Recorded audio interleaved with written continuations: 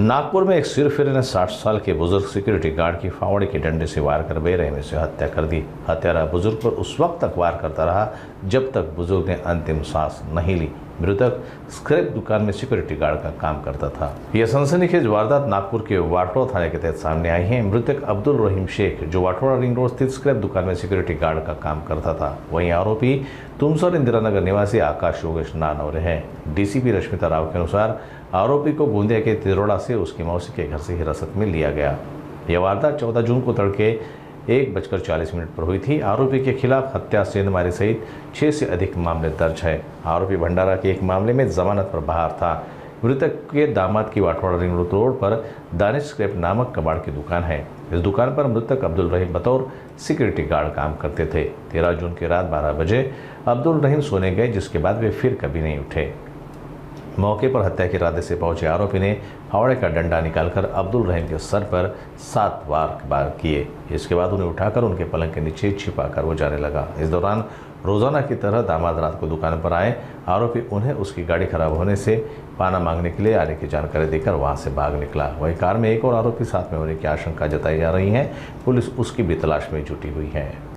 14 जून 2025 को सुबह एकदम अर्ली मॉर्निंग 1 बजे के आसपास एक स्क्रैप यार्ड गोडाउन के सामने 60 ईयर ओल्ड एक आदमी सोया हुआ था स्क्रैप यार्ड का सिक्योरिटी के लिए।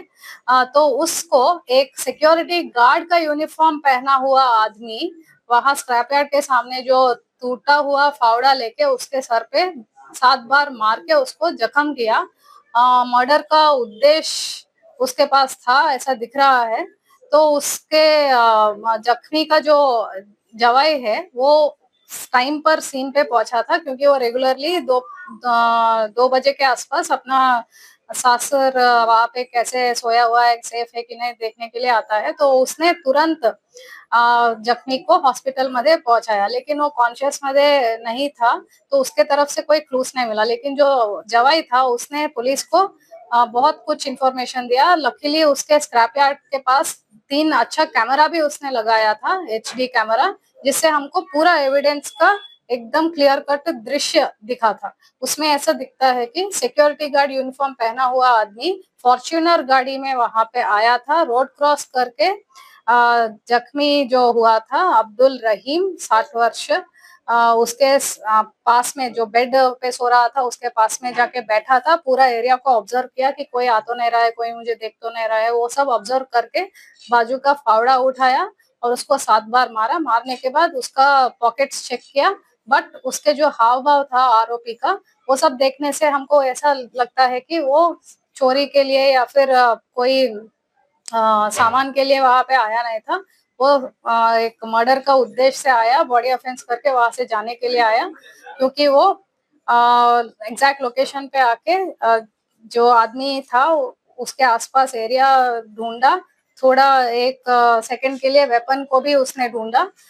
एंड वहां पे उसको मारने के बाद उसने बॉडी को एकदम बहुत क्विक मूवमेंट से बॉडी को बेड के नीचे छुपाया, और जहाँ पे रक्त का मार्क्स था उसको भी उसने कवर कर लिया ताकि किसी को पता ना चले। और जब तुरंत वहां पे जस्ट आफ्टर दैट जब जवाई वहां पे पहुंचा था, जो हमारा फिरियादी था खुद्दूस, उसको देख के उसने कन्फ्रंट भी किया आरोपी को। आरोपी का नाम आकाश नारनवरे 24 वर्ष, जो हमको अभी विदिन 4 डेज आफ्टर ऑफेंस पता चला।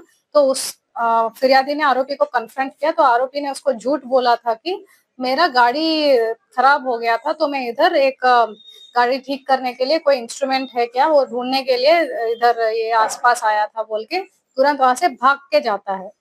तो ये सीन से हमको 2-3 क्लूज ऐसे मिले कि एक तो वो हैबिचुअल ऑफेंडर है, तो उसका स्क्रीनशॉट हमने क्लियर करके साइबर के माध्यम से हमने सर्कुलेट कराया। एंड सेकेंडली हमको ये दिख रहा था कि वो फॉर्च्यूनर गाड़ी जिससे आया वो डेफिनेटली उसका नहीं है, या तो चोरी किया है या कहीं से उसने किसी का गाड़ी उठा के जिसका मतलब ड्राइवर हो सकता है वो, ऐसा करके आया था।